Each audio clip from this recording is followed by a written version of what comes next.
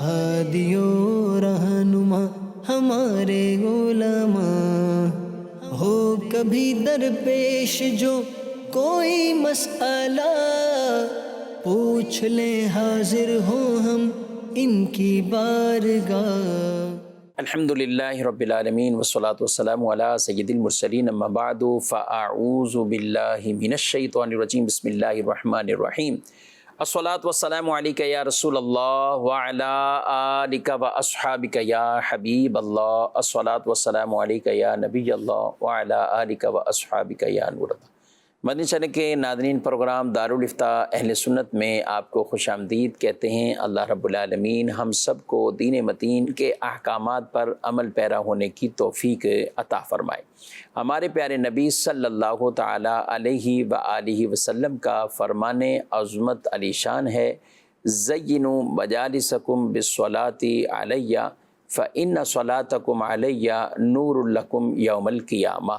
اپنی مجلسیں، اپنی محفلیں مجھ پر درود پڑھ کر آراستہ کرو کہ تمہارا مجھ پر درود پڑھنا قیامت کے دن تمہارے لیے نور ہوگا۔ صلو علی الحبیب صلی اللہ تعالی علی محمد صلی اللہ علیہ وآلہ وسلم، صلاۃ و سلاما علیک یا سیدی یا رسول اللہ وعلی آلک و اصحابک یا سیدی یا حبیب اللہ۔ ناظرین کرام، اس پروگرام میں آپ کے سوالات کو بطور خاص ہم شامل کرتے ہیں۔ سوال جواب کی صورت میں بہت سا علم دین انشاءاللہ سیکھنے کو ملے گا۔ آج کے ہمارے مہمان ہیں مفتی محمد کفیل رضا طاری، ان کو بھی خوش آمدید کہتے ہیں۔ کیسے مزاج کرتے ہیں؟ الحمدللہ علی کل حال، ماشاءاللہ الحمدللہ۔ رمضان شریف کے یہ مبارک ایام، اور بالخصوص اب تو پتہ ہی نہیں چلتا، یعنی کہ پہلا عشرہ پھر دوسرا عشرہ، اور دیکھتے ہی دیکھتے یوں پھر اعتکاف کی تیاریاں، گھروں کے اندر جو مائیں بہنیں بیٹھتی ہیں، ہماری خواتین بیٹھتی ہیں، وہ اپنی تیاریوں میں اور وہ اپنے معمولات، اور ہر مساجد میں تقریباً کہیں 23 کو، کہیں 25 کو، کہیں 27 کو، کہیں 29 کو یہ طاق راتوں میں محافل بھی، ختم قرآن کے بھی سلسلے۔ تو کفیل صاحب ویسے واقعی ایسا لگتا ہے کہ شروع میں لگتا ہے کہ رمضان شریف ابھی شروع ہوا ہے، اور آدمی اگر بالخصوص اس میں بیدار ہو کر یہ معمولات نہ کرے تو یوں لگتا ہے کہ جیسے ایک جھٹکا لگا ہے اور پھر آخری ایام بھی شروع ہو گئے ہیں۔ کیا بلکہ خاص طور پہ جب پہلا عشرہ گزر جائے نا تو پھر اس کے بعد تو گزرنے والے دن پتہ نہیں لگتا۔ جب پہلا عشرہ بھی یوں پتہ لگتا ہے کہ ایک چیز کی عادت نہیں ہوتی تو وہ یوں تھوڑا سا آدمی جو وہ گن رہا ہوتا ہے کہ یار آج کون سا ہے، اور وہ بھی ہم جیسے لوگوں کے لیے۔ باقی جو اللہ والے ہیں تو ان کے لیے تو وہ شروع سے ہی اس بات کی انہیں فکر ہوتی ہے کہ یہ مہمان آیا ہے اور چند ہی دنوں کے اندر یہ ہم سے رخصت ہو جائے گا، تو وہ شروع دن سے ہی، بلکہ اس کے آنے سے پہلے ہی عبادت پر جو ہے وہ کمر بستہ ہو جاتے ہیں، اور ہمیں بھی حقیقی معنوں میں یہی کرنا چاہیے۔ بہرحال اب بھی جو دن باقی ہیں انہیں غنیمت جانتے ہوئے عبادت میں گزارنا چاہیے، خاص طور پر یہ جو آخری عشرہ ہے کہ اس کی طاق راتوں میں شب قدر تلاش کرنے کا جو ہے حکم دیا گیا، تو اس پر عمل کرنا چاہیے کہ خاص طور پر گھروں کے اندر خواتین کو بھی، بچوں کو بھی، اور خود ہمیں بھی۔ اگر اگلا دن آپ کا ڈیوٹی کا دن بھی ہے تو بھی میں کہوں گا کہ کم سے کم آپ اگر ایک اس رات کا کچھ حصہ گزار سکتے ہیں تو وہ ضرور عبادت کے اندر گزاریں۔ صبح تہجد کی نماز بھی پڑھیں اور اس کے ساتھ دعا بھی کریں۔ دعائے معصورہ مختلف کتابوں میں بھی موجود ہیں، ان کو پڑھیں۔ یعنی ایک یہ بھی مصب دیکھا گیا ہے کہ آپ بھی دیکھیں گے کہ بہت سارے لوگ ہیں جو دعاؤں سے بھی بسا اوقات جو ہے وہ پیچھے ہیں، دعاؤں سے بالکل، یعنی نماز پڑھ لی بس، اس کے بعد جو ہے وہ دعا کی طرف۔ اچھا، پھر دعا کا ایک ہے کہ وہ روٹین کے مطابق آپ نے جو ہے وہ 2 دعائیں کی اور جناب ہاتھ پھیرا اور چل دیے، اور ایک یہ ہے کہ توجہ کے ساتھ ہمیں جتنے مسئلے مسائل ہیں، جو کچھ اپنی آخرت کے لیے ہمیں دعا مانگنی ہے، اس کے لیے توجہ کے ساتھ بالکل فری ہو کر اور کسی اور طرف اپنے ذہن کو جو ہے وہ مشغول نہ کر کے بالکل فارغ ہو کر بندہ اللہ تبارک و تعالیٰ کی بارگاہ میں ان مبارک راتوں کے اندر دعا کرے اور گڑ گڑا کر دعا مانگے اللہ پاک سے، تو یقیناً جو ہے وہ ہر چیز ملے گی کہ رب تعالیٰ دعا قبول فرماتا ہے۔ خود فرماتا ہے کہ مجھ سے دعا کرو، میں دعا قبول کرنے والا ہوں۔ تو دعا پر بھی ہمیں فوکس کرنا چاہیے، عبادات پر بھی، تلاوت قرآن کریم پر بھی۔ بہرحال جو کچھ عشرہ رہ گیا ہے اس کو ہمیں عبادت میں اس طرح گزارنا چاہیے کہ پچھلی جو کچھ کوتاہیاں ہوئیں ان کا ازالہ ہو سکے۔ ٹھیک ہے، اور اجتماعی طور پر دعائیں اور اجتماعات جو منعقد ہوتے ہیں وہ بھی ٹھیک ہیں، بہت مبارک ہیں، اور ان میں بھی جانا چاہیے۔ یہ جو آپ فرما رہے ہیں بجا فرما رہے ہیں کہ ایک اپنا انفرادی تعلق دعا سے وہ کچھ کمزور ہوتا یعنی اگر کوئی ہیں، اس لیے لوگوں میں بعض اوقات ایسا ہوتا ہے کہ کہیں تو کہیں گے کہ دعا میں بہت ہمیں دعا مزہ بھی آ گیا، دعا ہو گئی، یہ سب چیزیں میں سمجھتا ہوں شاید کئی چیزوں میں ہم اسی کے ہی رہ گئے ہیں کہ بس یہاں مزہ آیا ہے، اجتماعی کا رہ گئے ہیں، خود اپنی انفرادی جو ہمارا اپنا کام ہے یا اس پر نہیں رہا. اچھا نہیں دوسرے کو تو ہم کہہ دیں گے میرے لیے دعا کیجیے گا. اچھا اگر ہم مثال کے طور پر کسی کو گھر پہ بلائیں کسی محفل میں اور دعا کا کہیں اور وہ اگر فقط اتنی دعا کر لیں اللہ پاک آپ کو دین و دنیا کی برکتیں نصیب فرمائے، تو ہم شاید سوچ رہے ہوں گے یار اتنی سی دعا کی ہے انہوں نے میرے لیے. اچھا اور خود جب ہم اپنی دعا کر رہے ہیں رب تعالیٰ سے تو ہم دیکھیں ہم اپنے لیے کتنی دعا کر رہے ہیں، ہم بھی اتنی کر رہے ہوتے. تو ہم جو اجتماعی دعا کی کیفیات کو سوچتے ہیں کہ یار اتنے ساری دعائیں مانگی گئیں، گڑ گڑا کر مانگی گئیں، روتے ہوئے مانگی گئیں، تو وہی اپنی دعا کے اندر بھی تو ہمیں انہی باتوں کا خیال کرنا چاہیے کہ ہمیں اپنی آخرت کی بھی تو جناب پل صراط پہ سے گزرنے کے اندر بھی جو ہے سلامتی کی دعا بھی مانگیں، رب تعالیٰ سے قیامت کے دن عرش کے سائے میں جگہ بھی مانگیں اور مختلف دعائیں. تو دنیا اور آخرت ان تمام پہلوؤں کے اندر ہمیں چاہیے کہ گڑ گڑا کر اور بالکل توجہ کے ساتھ یکسوئی کے ساتھ رب تعالیٰ سے دعا مانگنی چاہیے. ماشاءاللہ. قرآن پاک کی ایک آیت مبارکہ ہے، حضرت زکریا علیہ السلام نے جب اللہ پاک کی بارگاہ میں دعا مانگی اور اولاد کی دعا مانگی. اب یہ سورہ مریم میں بھی اور آل عمران میں بھی ان کا واقعہ وہ موجود ہے. سورہ مریم میں 16ویں پارے کے اندر نا اذ نادا ربہ نداء خفیہ، کہ انہوں نے آہستہ دعا مانگی، اپنے رب سے آہستہ دعا مانگی. اس کے تحت حدیثوں میں لکھا ہے کہ آہستہ ایک دعا بلند آواز سے 70 دعاؤں کے برابر ہے. یعنی آہستہ دعا کی بھی کتنی اہمیت ہے. اکیلے میں مانگی بھلے آہستہ مانگی آپ نے، تو یہ بھی اپنا ایک تعلق قائم رہنا چاہیے. اللہ پاک ہمیں اس کی برکات عطا فرمائے. ہماری بہنوں کو بھی، گھر کی خواتین کو بھی چاہیے کہ اس طرح کی فقط نماز پڑھی اور فوراً جائے نماز لپیٹ دیا یوں کہ نہیں، بلکہ دعا مانگتے رہنا چاہیے. بلکہ حدیث میں تو نبی پاک صلی اللہ علیہ وسلم نے جب کسی شخص کو نماز کے فوراً بعد دعا کرتے دیکھا تو آپ نے فرمایا کہ تم نے جلدی کی ہے، تم بیٹھ جاؤ، پہلے سکون سے بیٹھو، اللہ کی حمد کرو، پھر درود پڑھو، پھر دعا مانگو، اللہ تمہاری دعا کو قبول فرمائے گا. اللہ پاک ہمیں بھی ان پر عمل کی توفیق دے. بڑھتے ہیں آپ کے سوالات کی طرف. میرا نام عبدالغفار ہے. مفتی صاحب سے یہ سوال ہے کہ اگر کوئی سو گیا بغیر سحری کے رات کو تو صبح نیت کر لی روزے کی تو کیا ہو جائے گا روزہ؟ جی، سو گیا اور صبح نیت کی انہوں نے. روزے کی نیت کا وقت ظہوہ کبریٰ سے پہلے تک ہے، جسے عوام زوال کا وقت کہتے ہیں. وہ ظہوہ کبریٰ کا وقت کہلاتا ہے. وہ وقت شروع ہونے سے پہلے آپ روزے کی نیت کر سکتے ہیں. تو اگر آپ اس سے پہلے اٹھ گئے تو آپ بالکل کریں گے، کیونکہ نہ کرنے کی آپ کے پاس گنجائش نہیں ہے. آپ کو روزے کی نیت کرنی ہوگی اور روزہ رکھنا بھی ہوگا، لیکن نیت بغیر کھائے پیے ہی کرنی ہے. کیونکہ آپ سحری کے بعد اٹھیں، وقت ختم ہونے کے بعد اٹھیں، تو اب آپ کھا پی نہیں سکتے. تو بعض لوگ جب بھی اٹھے تو انہوں نے ایک گلاس پانی پی کر نیت کر لی ہم ایک ہی تو پیا ہے. ہاں تو یہ نہیں، یہ تو آپ نے ایک پانی پی لیا تو اب یہ روزہ نہیں ہوگا. تو اب بغیر کھائے پیے آپ بالکل نیت کریں گے اور روزہ رکھیں گے. اور اس میں بعض لوگوں کا یہ ذہن ہوتا ہے کہ سحری کے بغیر روزہ نہیں ہوتا، تو ایسا بھی نہیں ہے. سحری کے بغیر بھی روزہ ہو جاتا ہے. سحری روزے کے لیے سنت ہے، کوئی فرض، واجب یا رکن کا درجہ نہیں رکھتی. سحری کے بغیر بھی اگر آپ نے روزہ رکھا ہے تو روزہ آپ کا ہو جائے گا. نیت ضروری ہے جو کہ ظہوہ کبریٰ سے پہلے آپ کو کر لینی ہے. ٹھیک ہے. اچھا اس میں یہ بھی ہو سکتا ہے کہ یہ نیت سے پہلے اگر بھول کر کھانا پینا کھایا کسی نے، اگر بھول کر واقعی کسی نے کھایا تو اس صورت میں روزہ نہیں ٹوٹے گا. لیکن جو شخص اب سو کر اٹھا ہے اور اس کو وہ یہ سوچ رہا ہے کہ نہیں ابھی جو ہے وہ سحری کا وقت باقی ہے اور اب کھا لیا، یہ تو شبہہ، تو اب اس کی وجہ سے اس کا روزہ نہیں ہوگا. کہ یہاں پہ یہ روزے دار ہونا بھول نہیں رہا اپنے آپ کو، بلکہ یہاں پہ یہ ٹائم کے ختم ہونے میں جو ہے وہ کنفیوژن کا شکار ہے. ٹھیک ہے. مزید مفتی صاحب سے میرا سوال یہ ہے کون سی بیماری کا فدیہ دینا چاہیے اور ایک روزے کا فدیہ کتنا بنتا ہے اور کس کو دینا چاہیے، رہنمائی فرما دیجیے. جی، کچھ لوگ ایسے ہوتے ہیں بیماری کی وجہ سے یا کسی وجہ سے روزے نہیں رکھ سکے، کتنا فدیہ؟ بیماری کا فدیہ نہیں ہوتا. فدیہ جو ہے وہ بوڑھے شخص کے لیے ہوتا ہے، ایسا بوڑھا کہ جو بڑھاپے کی وجہ سے روزہ رکھنے سے عاجز ہے، آج بھی اور آئندہ بھی اسے روزے رکھنے کی امید نہیں ہے.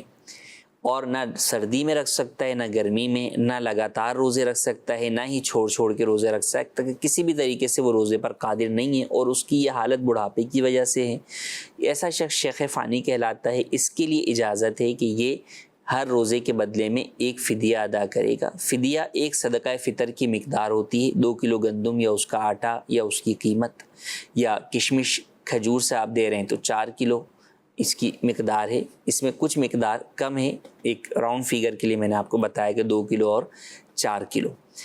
اب یہ دینا کس کو ہے؟ جسے آپ زکوٰۃ دے سکتے ہیں اسی کو یہ دینا ہے، یعنی مستحقین زکوٰۃ کو، شرعی فقیر یا مسکین کو ہی آپ اپنا فدیہ دے سکتے ہیں۔ اس کے علاوہ عام شخص کو جو کہ صاحب نصاب ہو اسے نہیں دے سکتے۔ جہاں تک بیماری والے افراد ہیں کہ بوڑھے تو نہیں ہوئے، بعض افراد ہوتے ہیں کہ انہیں کوئی ایسا مرض لاحق ہو جاتا ہے، جوانی کے اندر لاحق ہو جاتا ہے، جس کی وجہ سے وہ روزہ نہیں رکھ پاتے، تو ان کے لیے حکم یہی ہے کہ وہ صحت یاب ہونے کا انتظار کریں۔ جب وہ صحت یاب ہو جائیں گے تو پھر وہ اپنے روزے رکھ لیں، پچھلے جتنے بھی ان کے ہیں۔ اگر صحت یاب نہیں ہوتے تو اب 2 چیزیں ہیں کہ یا تو بڑھاپے سے پہلے موت کا وقت آ گیا تو اب وہ وصیت کر کے جائیں گے، پھر ان کے انتقال کے بعد ان کے تہائی مال میں سے ان کا یہ فدیہ ادا کیا جائے گا۔ اور اگر وہ اسی بیماری میں بڑھاپے کی اس نہج کو پہنچ جاتے ہیں کہ اب وہ روزہ رکھنے پر قادر بڑھاپے کی وجہ سے نہیں ہے، تو پھر اس وقت ان کو اپنے پچھلے روزوں کی بھی فدیے کی اجازت مل جائے گی اور اس وقت وہ پچھلے روزوں کا بھی فدیہ ادا کر سکتے ہیں۔ روزوں کا جو فدیہ ہوتا ہے بیمار کی طرف سے، جو جس بیماری کے ہم بات کر رہے ہیں، بڑھاپا ہے تو بیماریاں بھی ہیں، سب ہیں، اصل تو وہ ضعف اور کمزوری ہے جس کی وجہ سے یہ بھی صدقہ فطر کی طرح اسی طرح یعنی اچھا سے اچھا بھی دے سکتے ہیں۔ جی بالکل، اس کے اندر آپ کھجور سے بھی دے سکتے ہیں، کشمش سے بھی دے سکتے ہیں، اجوا کھجور سے بھی دے سکتے ہیں، تو حسب استطاعت اچھے سے اچھا دینا چاہیے۔ ایک روزے کا 1 صدقہ فطر اور 30 روزوں کے 30 صدقہ فطر، اگر 29 روزے ہوں گے تو 29 صدقہ فطر دینے ہوں گے۔ ٹھیک ہے، اچھا ابھی جیسے کچھ دن باقی ہیں، ابھی سے ہی دے دیں؟ جی ابھی سارا بھی ابھی دے سکتے ہیں، روز بھی دے سکتے ہیں، اور ابھی یکمشت آپ دے دیں تو یکمشت بھی ایک ساتھ دے سکتے ہیں۔ ٹھیک ہے، ایک صاحب کا فون ہے، وہ کہہ رہے تھے کہ ہم نے کسی اور کو روزے رکھوا دیے۔ میں نے کہا وہ کیسے رکھوائے؟ تو بولے وہ ہم نے ان کو روزے رکھواتے ہیں، ان کو ہم آٹا دے دیتے ہیں، ان کو یہ چیزیں دیتے ہیں۔ تو وہ جس کو یہ دیا جا رہا ہے، جو بھی راشن دے گے وہ، تو وہ روزے اپنے رکھے گا، ان کے رکھے گا، کیا ہوگا؟ روزہ یا نماز ایسی عبادات ہیں جو کہ کوئی دوسرا شخص آپ کی طرف سے نہیں ادا کر سکتا۔ نماز بھی آپ کو اپنی خود ہی پڑھنی ہے، کوئی دوسرا آپ کی نماز نہیں پڑھ سکتا، اور روزہ بھی کوئی آپ کی جگہ نہیں رکھ سکتا، تو وہ شخص بھی روزہ اپنا ہی رکھے گا۔ اگر وہ مستحق ہے تو آپ اسے صدقہ فطر دے دیں گے، جس کا وہ مالک ہے وہ جو دل چاہے کرے، وہ آپ کی طرف سے روزہ نہیں رکھے گا۔ فدیہ در حقیقت صدقہ فطر کی صورت میں آپ کو دینا ہوتا ہے، اور یہ روزے کا بدل ہے، تو روزہ وہ نہیں رکھے گا، نہ ہی وہ روزہ رکھ سکتا ہے، بلکہ اس پر تو اپنے روزے جو فرض ہیں وہ وہی رکھے گا۔ جی مزید سوال؟ سوال حضور مفتی صاحب کی برگاہ میں یہ پتہ کرنا ہے کہ رونے سے جو کہتے ہیں کہ وضو ٹوٹ جاتا ہے، کیا نماز میں بھی یہ رونے سے وضو ٹوٹ جاتا ہے؟ مطلب اپنے گناہ کو یاد کرے تو اس بارے میں سوال کرنا ہے۔ رونے سے ایسے ہی وضو ٹوٹ جاتا ہے کیا؟ رونے سے تو وضو نہیں ٹوٹتا، نہ عام حالت میں ٹوٹتا ہے، نہ ہی نماز میں رونے سے وضو ٹوٹے گا۔ تو رونے سے اس سے فرق نہیں پڑتا۔ شاید یہ لوگ پانی جو ہے نا، وہ کوئی مجھے لگتا ہے ایسے ان کو شبہ پڑ گیا، آنکھ سے نکلنے والا پانی، وہ جو تکلیف کی وجہ سے یا دیگر کوئی آنکھ کی بیماری کی وجہ سے جو پانی نکلتا ہے، جو وضو ٹوٹتا ہے، اس پہ شاید ان کو یہ ممکن ہے اس پر، اور آنسو اس میں سے نہیں۔ جی وہ ایک الگ مسئلہ ہے کہ آپ کی آنکھ میں کوئی تکلیف ہے جس کی وجہ سے وہ پانی نکلا، تو اب وہ پانی ناپاک ہے اور وہ وضو کو توڑ دے گا، ورنہ عام حالت کے اندر نارمل جو آپ آنسو آپ کے نکلتے ہیں، رونے کی وجہ سے نکلیں یا تیز ہوا کی وجہ سے نکل گئے یا کوئی ہاتھ لگ گیا آنکھ میں اس کا پانی نکل گیا، آنسو نکل گئے، تو اس سے وضو نہیں ٹوٹتا۔ جی مزید سوال؟ سوال یہ ہے کہ جو عورتوں نے سونا پہنا ہوتا ہے، آیا وہ 7.5 تولے سے کم ہو اس پر زکوٰۃ ہوگی، یا اگر پہنا ہو تو اس پر ہے، یا نہ پہنا اس پر ہے؟ یہ معلومات کرنی ہے۔ پہنا ہو یا نہ پہنا ہو، بہر صورت سونے کے اوپر تو زکوٰۃ ہوگی جبکہ اس کا نصاب پورا بن رہا ہو۔ اب یہ سونے کی زکوٰۃ کا مسئلہ یہ ہمیں بالخصوص سمجھنا چاہیے، کچھ ڈیٹیل اور تفصیل طلب بھی ہے۔ میں چاہوں گا یہی ہم نے ایک زکوٰۃ کورس میں جواب دیا تھا، اس جواب کو آپ توجہ سے سنیں گے تو انشاءاللہ یہ مسئلہ کبھی آپ کو پریشان نہیں کرے گا اور کبھی آپ کو ٹینشن نہیں ہوگی. یہ پورا مسئلہ آپ کے سامنے کلیئر ہو جائے گا. یہ جواب سنیے. سونے پر زکوٰۃ اگر سونا 7.5 تولے، یہ مسئلہ آپ توجہ سے سنیے گا. سونا اگر 7.5 تولے یہ کسی کے پاس موجود ہے، اکیلا سونا ہے، بھی سونا اور ہے 7.5 تولے. کتنا سونا ہے؟ 7.5 تولے، یعنی 87.48 گرام سونا. 7.5 تولے اگر ہے تو یہ ہے نصاب کا سونا. یہ کیا ہے؟ نصاب کا. تو جب تک 7.5 تولے سونا نہیں ہوگا زکوٰۃ لازم نہیں ہوگی، اگر فقط سونا ہے. اگر فقط سونا ہے، اور اگر سونے کے ساتھ کوئی اور مال زکوٰۃ ہے، سونے کے ساتھ کوئی اور مال زکوٰۃ. مال زکوٰۃ میں بول رہا ہوں کیونکہ ہر مال نہیں.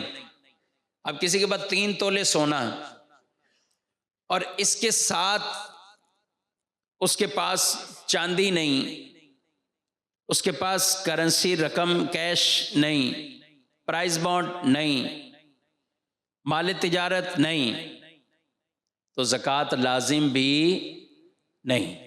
پھر زکوٰۃ لازم بھی اس پر نہیں اگر صرف سونا ہے.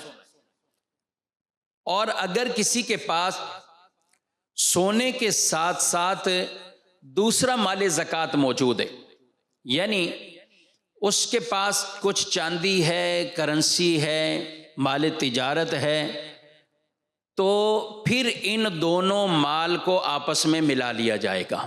اگر صرف سونا ہے، اگر صرف سونا ہے تو وہ 7.5 تولے، چاندی ہے تو وہ 52.5 تولے. یہ جب دونوں الگ الگ ہوں پھر ان کا اپنا نصاب ہونا ضروری ہے. لیکن اگر اموال زکوٰۃ میں سے 2 چیزیں یا 3 چیزیں یا 4 چیزیں، 2 سے زائد جو بھی ہوں، یعنی اکیلی نہیں ہے، 2 ہوئی، 3 ہوئی، 4 ہوئی، یعنی کچھ سونا، کچھ چاندی، یا کچھ سونا، کچھ کیش، پرائز بانڈ، یہ جمع ہو جائیں تو پھر سونے کا نصاب نہیں دیکھیں گے، دونوں کو ملا دیں گے. اب 52.5 تولے چاندی کی رقم کو دیکھیں گے. بات سمجھ میں آ رہی ہے؟ بس 7.5 تولے سونا اگر ہم اس دور میں دیکھیں تو وہ رقم 16 لاکھ سے ابو جا رہی ہے. لیکن چاندی کے اعتبار سے دیکھیں تو وہ 1,30,000 کے قریب یہ نصاب بن جاتا ہے آپس میں. تو اب جو بھی نصاب پورا ہو جائے، سونا چاندی مکس کر کے، سونا کیش مکس کر کے، یا اس طرح کی جو بھی چیز ہوگی، تو پھر ہم 52.5 تولے چاندی کی اماؤنٹ دیکھیں گے. پھر الگ الگ دونوں کا نصاب نہیں دیکھا جائے گا. یہ مسئلہ سمجھنا بہت اہم ضروری ہے. اس لیے کئی ایسی خواتین ہوتی، بہنیں ہوتی، ان کے پاس 2 تولے 3 تولے 4 تولے یہ سونا موجود ہے. اچھا، یہ ان کے پاس سونا ہے اور پھر کچھ نہ کچھ کیش بھی ہوتا ہے، تو وہ یہ سمجھتی ہیں کہ شاید 7.5 تولے نہیں ہیں تو اس لیے ہمارے اوپر زکوٰۃ بھی نہیں. ایسا نہیں ہے. 7.5 تولے نہیں ہیں تو آپ پر زکوٰۃ تو اب لازم آئے گی، کیونکہ آپ کے پاس کیش موجود ہے. حاجت سے زائد جو بھی آپ کے پاس رقم اس طرح کی، تو یہ مال زکوٰۃ ہی ہے. تو 2 اموال زکوٰۃ میں سے کوئی چیز جمع ہوگی تو دونوں کو ملا کر 52.5 تولے چاندی کے برابر اب اس رقم کو دیکھا جائے گا. تو یوں یہ نصاب پورا ہو جائے گا. جی ناظرین کرام، آپ نے یہ سنا. اور کئی لوگ اس طرح کی پریشانیوں میں بعض اوقات 2 تولے 3 تولے تو وہ کہتے ہیں ہمارے اوپر زکوٰۃ ہی نہیں ہے، اور پھر وہ زکوٰۃ کی ادائیگی ہی نہیں کرتے کہ جب تک 7.5 تولے نہ ہو. تو یہ امید ہے کہ آپ نے یہ پورا سن کر آپ کو اندازہ ہو گیا ہوگا کب 7.5 تولے کی ضرورت پڑے گی اور کب 2 تولے 3 تولے بھی ہوگا، اور دیگر مال بھی ساتھ ہوں گے تو ان پر زکوٰۃ لازم ہوتی رہے گی. مزید مفتی صاحب، سوال یہ ہے کہ روزے کی نیت ہم مادری زبان میں کر سکتے ہیں یا عربی میں ہی ضروری ہے؟ جی، نیت دل کا ارادہ ہے. اگر دل کے اندر آپ کے ارادہ ہے اور آپ نے زبان سے کوئی بھی الفاظ نہیں کہے تو بھی آپ کی نیت ادا ہو جائے گی. اور اپنی مادری زبان میں بھی بالکل کر سکتے ہیں، بلکہ اگر آپ نے کسی اور زبان میں کیا اور آپ کو اس کے معنی نہیں پتہ کہ میں کیا جو ہے وہ بول رہا ہوں یا کیا اس کا مطلب ہے، تو ایسی صورت میں تو نیت ہی نہیں ہوگی۔ اصل تو دل کا ارادہ ہے کہ آپ کو پتہ ہے کہ جو آپ کہہ رہے ہیں وہ کیا بات ہے، تو عموماً پتہ ہی ہوتا ہے کہ میں روزے کی نیت کر رہا ہوں۔ تو اگر آپ اپنی مادری زبان کے اندر بھی کریں گے یا فقط یہی کہہ لیں گے کہ میرا روزہ ہے، تو یہ آپ کی نیت ہو گئی اور آپ کا روزہ ہو جائے گا، عربی میں ہی ہونا ضروری نہیں۔ ٹھیک ہے۔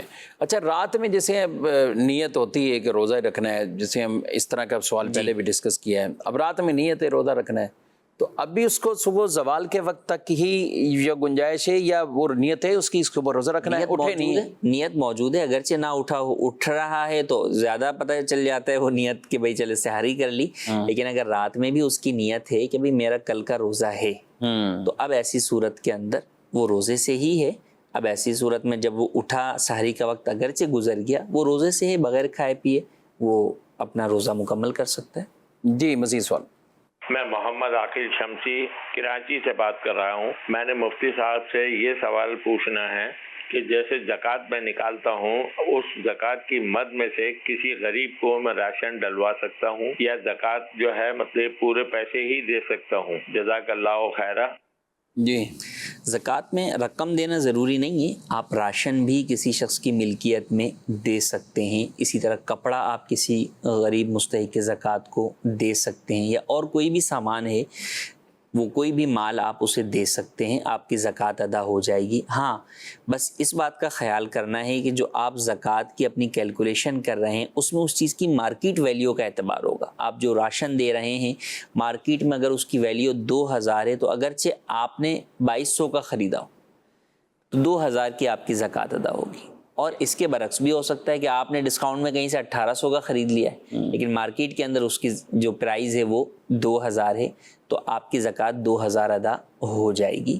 تو اس میں کوئی حرج نہیں ہے، راشن بھی آپ زکوٰۃ میں دے سکتے ہیں۔ اچھا، یہ جو مارکیٹ ویلیو، اس میں کئی لوگوں کو کنفیوژن رہتی ہے۔ اب مثال کے طور پہ ایک بندے کی 1 لاکھ روپے زکوٰۃ نکلتی، اب وہ 1 لاکھ روپے وہ گیا، وہ اسٹور پہ گیا، کوئی بھی جنرل اسٹور، سپر اسٹور جو بھی، اب وہاں پہ وہ کریانے کی دکان پہ بھی جاتا ہے کہ بھئی ایک لسٹ بنا لیتا ہے کہ بھئی آپ مجھے یہ دیں، اور ان سے ریٹ بھی کرتا ہے، ایسا نہیں کہ وہ نارمل اسے چھوڑ دیتا بھی یہ کتنے کی، یہ کتنے کی، یہ اب ایک پیکٹ بنا دیا کہ 3000 روپے میں اتنا سامان آئے گا یہ، اب اس نے اس کے مطابق اس کو پیسے دے دیے، 1 لاکھ روپے اس نے ادا کر دیا، وہ جو بھی اس کے 30-33 پیکٹ بنے ہیں، اور یوں اٹھا کر یہ زکوٰۃ کے حقداروں کو دے رہا ہے۔ تو اس میں اب کیا ایک عام آدمی کیسے مطلب اس کا اندر؟ یہ ٹھیک ہے، اس میں کوئی حرج نہیں، اس میں تو زکوٰۃ ادا ہو جائے گی، لیکن مثال کے طور پہ اب اس نے وہاں سے وہ راشن رکھوایا اس میں رکشے پہ، سوزوکی پہ لے کے یا رکشے پہ، اب یہ جو کرایہ لگا، یہ جو کرایہ ہے یہ آپ اپنی زکوٰۃ میں شامل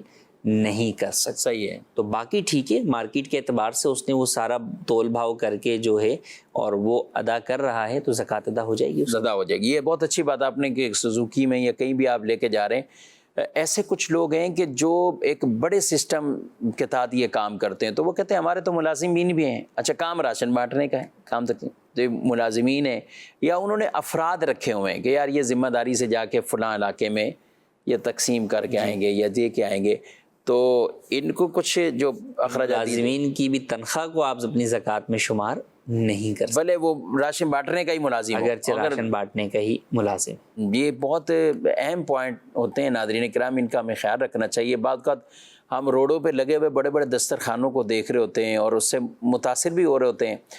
ٹھیک ہے، روزہ افطار کرانا، سحر کروانا، اچھا کروائیں، جیسا کروائیں، یہ بالکل کرنے چاہیے، مگر زکوٰۃ کے مالوں کو یہاں ٹچ نہیں کرنا چاہیے۔ یہ اپنے دل کو یوں اطمینان نہ دیں کہ میں نے اتنے لوگوں کو سحری کرا دی تو یہ بھی زکوٰۃ میں لکھ دوں، میں نے اتنے کو افطاری کرا دی تو یہ بھی زکوٰۃ میں لکھ دوں، اور اس طرح کی یہ ساری چیزیں کہ یہ بعض اوقات لوگ ہے تو اچھے کام ہیں جی، لیکن ان میں کیوں نہیں ہوگی زکوٰۃ؟ جی، زکوٰۃ اس صورت میں کیوں ادا نہیں ہوگی؟ کسی کے ذہن میں آ سکتا ہے کہ بھئی ہم تو غریب کو ہی کھلا رہے ہیں۔ تو اب اس میں 2 باتیں، ایک تو یہ کہ عموماً جب اس طرح آپ اوپن روڈ پر کھلاتے ہیں تو کون غریب ہے کون مستحق ہے اس چیز کا آپ اندازہ نہیں لگا پاتے، اور کوئی فلٹر بھی ایسا نہیں ہے، اور زکوٰۃ دینے میں کم از کم یہ ہے کہ آپ جس کو بھی دے رہے ہیں اس کے بارے میں آپ کو یہ بات غالب گمان کے ساتھ ہو کہ یہ مستحق کی زکوٰۃ ہے۔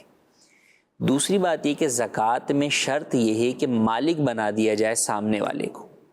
جبکہ عموماً جب دسترخوانوں پر چیز ہوتی ہے اس میں مالک نہیں بنایا جاتا، بلکہ اس میں یہ ہوتا ہے کہ بھئی جو ہے آپ کھا لیں، یہ نہیں ہوتا کہ آپ گھر لے جائیں. اور اس میں یہ بھی تو نہیں ہے نا شریف فقیر یہ وہ. جی وہی میں نے پہلا پوائنٹ یہی کہا کہ ایک تو مستحق زکوٰۃ ہونا نہیں معلوم، اس میں غیر مستحق مستحق سب شامل ہوتے ہیں، اور دوسرا یہ کہ تملیک یعنی مالک بنانے والی شرط نہیں پائی جاتی. اس کو شریعت میں اباحت کہتے ہیں کہ میں نے کھانا رکھ دیا کہ بھئی آپ کھا لیں، آپ لے جا نہیں سکتے.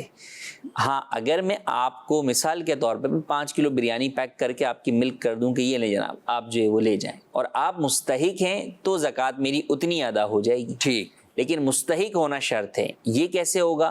اب اس میں بھی آپ اپنے جن ملازمین کے ذریعے سے زکوٰۃ تقسیم کروا رہے ہیں کہ بھئی جا کے غریبوں میں تقسیم کر کے آ جاؤ، اور وہ ہے زکوٰۃ، تو آپ کے ان ملازمین کو بھی یہ بات پتہ ہونی چاہیے کہ مستحق زکوٰۃ کون ہوتا ہے، کیونکہ وہ تو کسی کے بارے میں یہ غالب گمان کیسے کریں گے کہ بھئی یہ مستحق زکوٰۃ ہے، میں اس کو راشن یہ زکوٰۃ والا دے دوں یا نہیں دوں.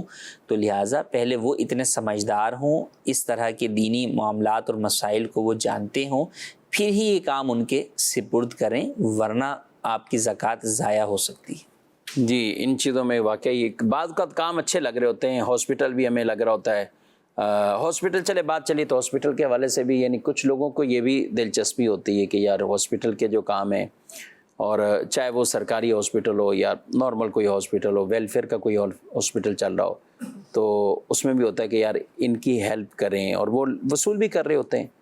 اس میں بھی کوئی اگر احتیاطیں بیان کر. دیکھیں کسی بھی ادارے، تنظیم، تحریک، مسجد، مدرسہ کو جب آپ زکوٰۃ دیتے ہیں تو ان پر ڈائریکٹ زکوٰۃ نہیں لگتی. یہ در حقیقت آپ کی زکوٰۃ کو آگے ادا کرتے ہیں. تو اگر ڈائریکٹ آپ نے کوئی مشین خرید کر ہاسپٹل میں دے دی تو اس سے آپ کی زکوٰۃ ادا نہیں ہوگی. آپ نے ویسے ہی جو ہے وہ ہاسپٹل کے اندر پیسے جمع کروا دیے کہ بھئی اس کی جگہ پر آپ تمام لوگ جو بھی فلاں ٹیسٹ کروا رہے ہیں ان کے ٹیسٹ میں آپ نا ڈسکاؤنٹ دے دیجئے گا، اس سے بھی آپ کی زکوٰۃ ادا نہیں ہوگی. ہاں کوئی ایسا ادارہ ہے یا ہاسپٹل ہے جہاں باقاعدہ ایسا نظام موجود ہو کہ وہاں وہ اس رقم کو مستحق کے زکوٰۃ کی ملک کرتے ہوں، یا مستحق کے زکوٰۃ ہاسپٹل میں کسی تھرڈ پارٹی کو اپنی زکوٰۃ وصولی کا وکیل بناتے ہوں، اور وہ وکیل ان پیسوں پر قبضہ کرنے کے بعد پھر مریض کی جانب سے اس ٹیسٹ کی یا اس بل کی ادائیگی کرے گا تو زکوٰۃ ادا ہوگی، ورنہ ادا نہیں یعنی ہوگی. کئی گمبھیر صورتیں اس میں. عموماً لوگ ان باتوں کا خیال نہیں کرتے، یا عموماً ان باتوں کا خیال نہیں رکھا جا رہا ہوتا. تو وہی دیکھیں ہاسپٹل ہے نا، اس کی ایکسپرٹیز جو ہے وہ میڈیکل کے اندر ہے، اس کی ایکسپرٹیز دین میں نہیں. بالکل ایسے.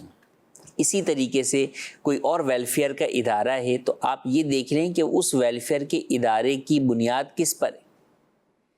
کیا اس کے جو لوگ ہیں وہ دین کے اعتبار سے ناؤن ہیں، جانے پہچانے لوگ ہیں، دینی مسائل جاننے والے ہیں، علماء پر مشتمل ادارہ ہے، علماء اس کے چلانے والے ہیں، نظام اور ساری چیزوں کو اس چیز کا وہ دیکھتے ہیں، جس کو ہم شریعہ کمپلائنٹ ادارہ جو ہے وہ کہتے ہیں.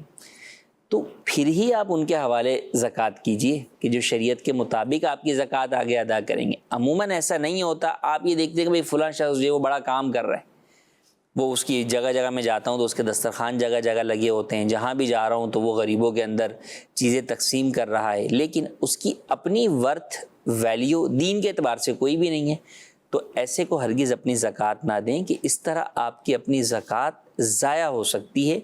آپ اپنی زکوٰۃ انہی محفوظ ہاتھوں میں دیجئے جو کہ آپ کی زکوٰۃ کو درست جگہ پر لگانے والے ہوں. اور اس کے لیے اس وقت آپ کے سامنے سب سے بہترین تحریک تنظیم دعوت اسلامی موجود ہے کہ آپ دعوت اسلامی کو زکوٰۃ دیں گے تو انشاءاللہ یہ زکوٰۃ آپ کی محفوظ ہاتھوں میں ہوگی، اور ایسی جگہ آپ کی زکوٰۃ لگے گی کہ آپ کے لیے صدقہ جاریہ ہوگا. اور الحمدللہ دعوت اسلامی نے اپنا ایک نظام بنایا ہے، علماء کرام، مفتین کرام کے تحت مالیات کا جو نظام ہے، دیگر اخراجات، پھر زکوٰۃ، پھر ہماری چندہ دینے والا بھی بعض کا تو اس کو پتہ نہیں ہوتا. یہ مجھے کئیوں نے کہا کہ یار یہ پہلی دفعہ سنا ہے، آپ لوگ پوچھتے ہو واجبہ میں ہے، نافلہ میں ہے، کس مد میں ہے.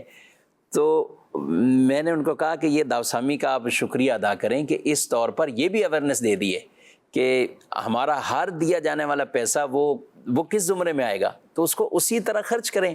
آپ کوئی قسم کا کفارہ دے رہا ہے، کوئی روزے کا فدیہ دے رہا ہے، اچھا کسی کو زکوٰۃ ادا کرنی ہے تو کوئی صدقہ فطر دے رہا ہے، کوئی ویسے ہی دل کر رہا ہے کہ یہ نفلی طور پر ایسے ہی جائے پاک صاف مال، اچھا کوئی ویسے کر رہا ہے کہ یہ نیاز کی مد میں جائے، کوئی کھلانے والے ہوتے ہیں، کوئی سیلاب زدگان کے لیے دے رہا ہے، کوئی زلزلہ آ جاتا ہے کوئی ان کے لیے دے رہا ہے. تو یہ دعوت اسلامی کے کام ہی الحمدللہ اس قدر یعنی ایک پھیلے بھی ہوئے ہیں، اور پھر ساتھ ساتھ یہ بھی آسانی رہتی کہ جو دعوت اسلامی کے پاس آتا ہے تو ظاہر اس میں ایک پوری نگرانی کے تحت ایک سسٹم کے تحت جائے گا، اور یعنی کسی کی کوئی جدا گانا یا اپنی من مرضی پہ وہ خرچ نہیں ہوتا، بلکہ ایک نظام اور سسٹم کے تحت اس کی نگرانی شرعیہ طور پر بھی ہوتے ہوئے وہ مال آگے خرچ ہوتا ہے. تو اس لیے ضرور اپنی اس دینی تحریک کے ساتھ بھی تعاون کریں. آپ کے اپنے رشتہ دار بھی ہوں گے، ٹھیک ہے، آپ ان کی بھی مدد کریں، ہیلپ کریں، ضرور کریں. اسی طرح جہاں پہ بھی آپ کوئی ایسے سنی ادارے ہیں، اہل سنت کے ادارے ہیں، مدارس ہیں، آپ کچھ نہ کچھ ظاہر ہے جو بھی ضروریات ہوتی ہیں آپ وہاں بھی مدد کیجیے، لیکن دعوت اسلامی کو بھی ضرور ساتھ دیجیے. پچھلے دنوں جی عبدالحبیب صاحب تھے ہمارے ساتھ پروگرام میں، سحری کے پروگرام میں روزانہ ہی ہوتے ہیں، تو ان کو ایک بڑی پیاری بات کی انہوں نے، عشر کے حوالے سے ایک پوری ریسرچ بیان کی نا کہ ہمارے ہاں اگر صرف پاکستان میں کپاس، گنا، گندم اور جو فصلیں اگتی ہیں، مالٹے کینو کا ہمارا بہت بڑا بزنس، آم کا اتنا ہے، تو انہوں نے ایک پورا بتایا کہ عشر کا جو نظام ہے نا یہ خربوں میں ہمارا پہنچ جائے گا پاکستان. یعنی پورا ہم دیکھیں تو عشر سے ہی جو پیسہ حاصل ہو جائے تو وہ خربوں میں پہنچ جائے اگر واقعی کوئی عشر نکالتا ہو. یہ بات بولنے کے بعد عائشہ نے ایک بات بولی مجھے بہت اچھی لگی اور دل کو لگی کہ یار آپ دعوت اسلامی کو نہیں دینا نہیں دو، اپنی زکوٰۃ تو ادا کرو.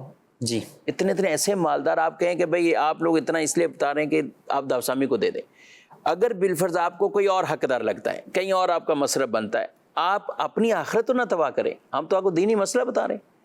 تو یہ بڑی بات ہے. یہاں پر اس سے یہ بھی ہے، دیکھیں دعوت اسلامی کو آپ زکوٰۃ دینے جاتے ہیں جی، مثال کے طور پہ جیسے آپ نے کہا نا کئی ادارے ہیں جو نظام چل رہا ہے، وہ پیسہ دیکھیں آتا ہوا کسی کو برا نہیں لگتا، تو جو بھی پیسہ آ رہا ہے وہ لے لیتا ہے. جبکہ دعوت اسلامی کو اگر آپ پیسہ زکوٰۃ کا کسی ایسی مد میں دے رہے ہیں جہاں زکوٰۃ نہیں لگتی تو وہ آپ کو منع کر دیتے ہیں. جی جیسے ابھی اعتکاف ہو رہا ہے، اعتکاف کے اندر کھانے کا اہتمام ہوتا ہے، سحری افطاری کا، تو اس میں جب زکوٰۃ آئے گی آپ دینے جا رہے ہوں گے تو وصول کرنے والا منع کر دے گا، نہیں سر اس میں زکوٰۃ نہیں لگ سکتی. ہاں بالکل بالکل. تو یہ آپ دیکھیں کہ دعوت اسلامی صرف پیسہ وصول نہیں کر رہی، در حقیقت وہ آپ کے اوپر جو واجب الادا چیز ہے وہ کہاں لگنی چاہیے، درست طریقہ اور درست مقام بتا رہی ہے. میں یہ آپ سامنے دیکھیں یہ الیکٹرانک مبلغ مدنی چینل، ہم زکوٰۃ کا پیسہ نہیں خرچ کرتے. دعوت اسلامی اس پہ زکوٰۃ کا پیسہ یوں خرچ نہیں کرتے. اچھا ہمارا پورا سسٹم اتنا بڑا نظام دارالمدینہ کا ہے، آپ کتنی ہماری برانچیں کتنی شاخیں؟ 110 کے قریب ہے. ٹھیک ہے، اب اتنا پورے ملک میں اور بیرون ملک بھی اس طرح کے وہ باقاعدہ اسکول کھل چکے ہیں، لیکن وہاں ہمارا کوئی زکوٰۃ کا پیسہ نہیں ہے، نہ ہمارے کوئی اس طرح کے نہ صدقات واجبہ جاتے ہیں نہ صدقات نافلہ جاتے ہیں. وہ تو ہم فیس لیتے ہیں اس پہ چلا رہے ہوتے ہیں، لیکن یہ پیسے اس میں بھی خرچ نہیں ہوتے. یعنی ایک برا ایک نظام ہے. تو انشاءاللہ اللہ کی رحمت ہے، جو افراد تعاون کرتے ہیں اور اس میں زیادہ سے زیادہ کوششیں کرتے ہیں تو اللہ پاک ان کو بھی جزائے خیر دے، تعاون کرنے والوں کو بھی جزائے خیر دے. ہمیں اپنی پیاری اس دینی تحریک کے ساتھ بھرپور تعاون کرتے رہنا چاہیے. کچھ SMS کے ذریعے بھی سوالات موصول ہوئے ہیں، ان کو بھی دیکھتے ہیں. اچھا جی، دانت میں درد ہو رہا ہے تو اس کی کوئی دوائی لگائی جا سکتی؟ روزے کی حالت میں دانت کی دوا آپ نہیں لگا سکتے، کیونکہ وہ لعاب کے ساتھ مل کر، تھوک کے ساتھ مل کر اس کے اجزاء حلق سے نیچے اترنے کا اندیشہ ہے، تو روزے کی حالت میں اس کی اجازت نہیں ہے. دانتوں کا ٹریٹمنٹ کرنا، علاج کرنا روزے میں بعض اوقات کوئی کہتے ہیں کہ تکلیف ہوگی، درد ہے یا اس طرح کے، اور رات ٹائم ملتے نہیں، یہ بھی ایک ہے پرابلم ہے، تو کیا کریں؟ دن میں تو اس کی اجازت نہیں ہے. روزے کی حالت میں آپ دانتوں کا کوئی بھی ٹریٹمنٹ کرائیں گے تو قوی اندیشہ ہے کہ کوئی نہ کوئی چیز آپ کی حلق سے نیچے اتر جائے، تو روزے کی حالت میں بالکل نہ کروائیں. روزے کے بعد کروا لیں، کئی جگہ پر مل بھی جاتے ہیں، بعد میں بھی ڈینٹل مل جاتے ہیں، اور یہ کہ سحر و افطار کے اندر پھر آپ دوائی لے سکتے ہیں اس کی. یعنی اس میں آپ کو ظاہر لازمی احتیاط کرنی ہوگی. بالکل. وہ اپنا ایک پانی کا پریشر بھی ہوتا ہے ان کا اپنا بھی جی. اس کے علاوہ بھی ظاہر دانتوں کا کرنا ہے تو کچھ نہ کچھ بلڈ تو نکلے گا، بلڈ نکلے گا، یا وہ فلنگ کریں گے یا جو بھی چیز وہ چلاتے ہیں، مشین چلاتے ہیں، تو اس سے بھی بہرحال اجزاء حلق میں جانے کا اندیشہ رہتا ہے. تھوکنے میں بھی وہ احتیاط اس طرح نہیں ہو پاتی اس میں، تو بالکل ضروری سے بچیں. سوال دوسرا یہ، کسی شخص کا اعتکاف کسی وجہ سے ٹوٹ جائے تو اب وہ کیا کرے؟ اعتکاف کی قضا لازم ہوتی ہے، سنت اعتکاف جو آپ نے کیا اس کی قضا لازم ہوگی، تو آپ کسی بھی ایک دن غروب آفتاب سے پہلے مسجد میں اعتکاف کی قضا کی نیت سے داخل ہو جائیں، پورا رات آپ اعتکاف میں رہیں گے، صبح آپ سحری کر کے یعنی صبح روزہ رکھیں گے آپ، اور پھر اگلے دن غروب آفتاب پر آپ کا یہ قضا کا جو اعتکاف کی قضا ہے یہ مکمل ہو جائے گی۔ اگرچہ آپ نے اعتکاف 10 دن کا کیا تھا اور ٹوٹ گیا وہ پہلے دن یا دوسرے دن یا چوتھے دن، قضا ایک دن کی ہی لازم ہوگی۔ ٹھیک ہے، کچھ ایسے آزار ہوتے ہیں کہ اعتکاف ٹوٹنے کے حوالے سے، یا بالفرض بعض اوقات کسی کے گھر پر کوئی ایسا مریض بیمار ہو جاتا ہے اور کبھی کبھی انتقال بھی ہو جاتا ہے، جی تو اب تو اس صورت کے اندر عذر کی بنیاد پر اعتکاف توڑ سکتے ہیں، مگر قضا کرنی ہوگی۔ بہرحال ایسا نہیں ہے کہ آپ بولیں اس کام کے لیے وہ باہر چلے جائیں مسجد سے اور پھر واپس آ کے وہیں سے اعتکاف کنٹینیو کرے، ایسا نہیں ہے۔ گناہگار نہیں ہوگا جب اس عذر کی وجہ سے اس کا اعتکاف ٹوٹے گا، لیکن بہرحال قضا اس پر لازم ہی رہے گی۔ انتقال وغیرہ کی صورت میں یعنی جا سکتا ہے، بالکل جا سکتا ہے۔ اور قضا کرنے کا بھی کوئی وہ طریقہ نہیں کہ آپ پھر اگلے سال کا ہی انتظار کریں، مثلا جیسے ابھی یہ ایام چل رہے ہیں اور کچھ ایام باقی ہیں، اگر کسی بھی دن وہ غروب آفتاب سے پہلے آ جائے مسجد میں اور پھر نیت کر لے کہ وہ جو میرا اعتکاف ٹوٹ گیا تھا اس کی قضا کرنی ہے، تو اب ایک دن کی قضا ہے۔ اب غروب آفتاب سے پہلے آ کے بیٹھ گیا اور پوری رات ہے اور پھر اگلا دن روزے کی حالت میں گزارا، جیسے افطار کا وقت آیا تو یہ اس کا وہ قضا والا اعتکاف پورا ہو جائے گا۔ اب اس کے بعد بھی اگر بیٹھنا چاہے بھی 2-3 دن اور بھی بچے ہوئے میں نفلی اعتکاف کر لیتا ہوں تو نفلی اعتکاف بھی کر سکتا ہے، اور اگر یوں کرنا چاہے کہ میری پچھلی جو قضائیں رہتی ہیں، کوئی ہو سکتا ہے اعتکاف کو ٹوٹے ہوں تو ان کے بھی جو ایام ہیں اور 2-3 پیچھے رہتے ہوں تو ان کو اس طرح قضا کے طور پر بھی یہ اعتکاف کر سکتا ہے۔ جی سوال۔ میرا سوال یہ ہے کہ الوداعی جمعے میں جو 4 رکعت نفل پڑھے جاتے ہیں، کیا وہ ادا کرنے سے پچھلی جتنی بھی قضا نمازیں ہوتی ہیں وہ ختم ہو جاتی ہیں؟ یہ بڑا مشہور ہو گیا کہ الوداعی جمعہ ہے، اس میں 4 رکعت پڑھو، آپ کی ساری نمازیں معاف، سب یہ چیزیں معاف، کیا کہتے ہیں آپ؟ اس کی کوئی حقیقت نہیں ہے۔ جو بھی نماز ہم سے قضا ہوئی عذر کی بنیاد پر یا بلا عذر، وہ نماز مکمل ادا ہی کر کے ہمیں اس کی قضا پوری کرنی ہوگی، یعنی جو فرض اور وتر واجب اس کی قضا ہوتی ہے، سنتوں کی قضا نہیں ہوتی، تو یہ پڑھنی ہی ہوں گی چاہے پچھلے کئی سالوں کی ہوں۔ اسی کو قضا عمری کہا جاتا ہے کہ بھئی عمر بھر کی جو ہے وہ قضا نمازیں ہیں، یا کافی 2-3 سالوں کی ہیں یا اس سے زائد سالوں کی ہیں، تو اس کا کوئی ایسا شارٹ کٹ نہیں ہے کہ آپ جمعۃ الوداع والے دن اس طرح کی ایک نماز 4 رکعت پڑھ لیں اور پچھلی ساری جو ہے وہ ادا ہو جائیں۔ یہ تو ایک اچھا بہانہ مل جائے گا لوگوں کو، پورے سال نماز نہ پڑھیں اور 4 رکعت پڑھیں اور جناب پچھلے پورے سال کا سارا مسئلہ کلیئر ہو جائے، تو ایسا نہیں ہے، اس کی کوئی حقیقت نہیں ہے۔ جو بھی نمازیں آپ کے ذمے میں باقی ہیں وہ تمام آپ کو بہرحال ادا ہی کرنی ہوں گی اور اللہ پاک کی بارگاہ میں توبہ بھی کرنی ہوگی۔ یعنی یوں ادا نہیں ہوگی، یعنی اس طرح ادا نہیں ہوگی، ورنہ تو اب کئی لوگ یہ بھی پوچھتے ہیں نا کہ اب ایک نے سوال کیا کہ بھئی ہم مکہ مکرمہ جاتے ہیں تو حرم میں 1 لاکھ نمازیں، تو یہ 1 لاکھ ہماری پچھلی کچھ اس میں ایڈجسٹ ہو جائیں گی جو نمازیں نہیں ادا کی۔ میں نے کہا وہ ابھی اسے تو پھر کوئی بھی جائے اور 15 دن مارے اور لاکھوں لاکھ نمازیں، ثواب ہونا الگ بات ہے لیکن پوری نمازیں ہی ادا ہو جانا۔ جی بالکل، دونوں میں فرق ہے۔ کسی بھی چیز کا ثواب ملنا ایک الگ چیز ہے اور اس کی کوانٹٹی کو پورا کرنا یہ ایک دوسری چیز ہے۔ تو بہرحال جو بھی چیز کوانٹٹی کے اعتبار سے جہاں جہاں جتنی لازم ہے، جتنی فرض ہے، جتنی واجب ہے وہ ادا ہی کرنی ہوگی، دوسرا ثواب اسے ایڈجسٹ نہیں کر پائے گا۔ جی SMS میں ہے کہ فصل کی کٹائی کی پیداوار کی موجودہ قیمت کے حساب سے لگا کر عشر ادا کر دیا۔ مثال کے طور پہ کسی کا 100 من گندم نکلی، ٹھیک ہے، اب اس نے 10 من گندم دے دی اور اب 90 من اپنا جو بیچا اس نے، اب وہ آ گیا اور ادھر نصاب بھی آ گیا، یہ رقم اس کی حاصل ہوئی اور ادھر نصاب کے ساتھ جب ملائی تو کیا ہوگا؟ زکوٰۃ بھی ہوگی؟ جی اس صورت کے اندر زکوٰۃ بھی ہوگی۔ مثال کے طور پر اس نے رجب کے اندر جو ہے اپنا یہ ادا کیا، عشر ادا کیا، اور اس کا جو نصاب کا سال پورا ہوتا ہے وہ 25 شعبان ہوتا ہے۔ صحیح ہے۔ تو اب 25 شعبان کو اگر اس کے پاس اس جو بھی اس نے مال بیچا ہے اس کی جو رقم موجود ہے وہ دیگر اموال اس کے اوپر جو بھی پہلے سے وہ شخص صاحب نصاب ہے تو وہ اس پر بھی زکوٰۃ ادا کرے گا۔ ایک شخص 2000 سے لے کر وہ زکاتیں دے رہا ہے لیکن کہتے ہیں کہ اندازے سے ہی دے رہا ہے، لیکن اب جب سر جوڑا اس نے اور بیٹھ گیا تو پتہ چلا کہ کافی غلطیاں ہوئی ہیں، اندازے سے زکوٰۃ درست نہیں جا رہی تھی، بلکہ کم جا رہی تھی. ہاں تو اب کیلکولیشن کرنے کے بعد جتنا بھی فرق ہے کہ مثال کے طور پہ اس نے اوور آل جو زکوٰۃ ادا کی وہ 1 لاکھ ادا کی اور اس کی بنتی زکوٰۃ 1.5 لاکھ روپے تھی، تو یہ 50,000 روپے فوری طور پہ ابھی ادا کر دے اور جو اس کی ادائیگی میں تاخیر ہوئی اس کے لیے اللہ پاک کی بارگاہ میں توبہ کرے. جی ناظرین کرام، اپنی زکوٰتیں بھی اسی طرح صدقات فطر بطور خاص یہ ایام ہیں تو آپ بھی صدقہ فطر نکالیے اپنے غرباء کے لیے، مساکین کے لیے. یہ ان کے لیے ایک طرح کا عید کا انتظام ہے، تو آپ ان کے لیے صدقہ فطر نکالیں، کوشش کریں اچھا سا اچھا صدقہ فطر نکالیں. دارالفتہ اہل سنت سے جو باقاعدہ ایک نارمل قیمت کا اعلان ہوا ہے، اس میں آٹے کے اعتبار سے بھی ہے، کشمش کے اعتبار سے، کھجور کے اعتبار سے، اور ذہ نصیب جو اجوا کے اعتبار سے دینا چاہیں تو وہ بھی دیجئے.